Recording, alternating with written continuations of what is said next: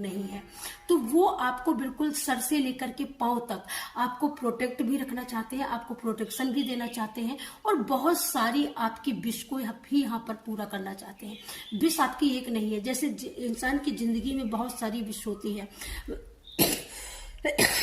Sorry, बहुत सारी wish होती है इंसान के जीवन में, बहुत सारे मनोरथ होते हैं, है ना। तो उन मनोरथों को यहाँ पर, क्योंकि आपने यहाँ पर बहुत सारा वर्क किया है, बहुत सारी मेहनत की है, बहुत सारा संघर्ष किया है, तो संघर्ष का परिणाम स्वरूप फल जब हम कर्म करते हैं और उसमें मेहनत करते हैं, पसीना बहाते हैं, जैसे मैं यहाँ पर बैठी हूँ, आप लोग देख सकते हो, और मैं बिल्कुल यहाँ पर पसीने से एकदम, आप लोग ये देखो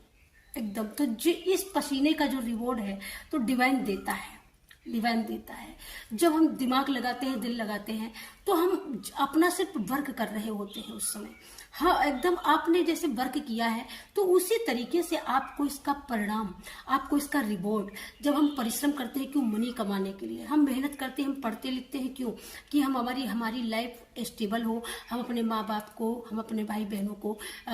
इतना, मतलब हम इतने स्टेबल हो जाएंगे, हमारे पास इतना सब कुछ हो जाएगा, तो हम ये सारी चीजें अपने माता पिता को भी अवेलेबल करवा पाएंगे कहीं ना कहीं। चाहे आपकी कोई फैमिली ही क्यों ना हो, आपके खुद के बच्चे ही क्यों ना हो, आपकी फैमिली में आपकी पार्टनर ही क्यों ना हो, तो यहाँ पर आप इस चीज को लेकर के हम, मतलब आप लोग या हम लोग या पूरी सारी सृष्टि की बात हो रही है यहाँ पर। तो जो दुनिया में आया है, हाथ पांव लेकर के, आंख लेकर के, एक इंसानी, एक मानव शरीर में जो यहाँ पर जन्मा है, तो उसको सारी कर्म को करना पड़ा है,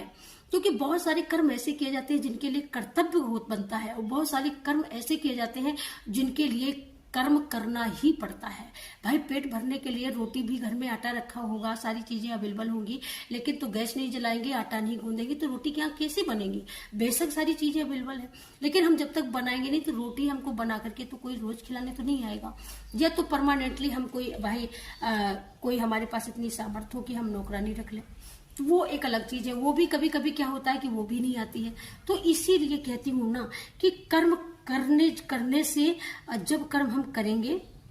तो खाली कर्मों के करने से भी कर्म फल नहीं मिलता है, कभी कभी कर्मों का किया हुआ भी नहीं मिलता, जब हमारे पक्ष में जब तक ईश्वर काम नहीं करता है। तो यहाँ पर ईश्वर आपके पक्ष में यहाँ पर काम कर रहे हैं, और ईश्वर ने बहुत सारा काम किया हुआ भी है डियर,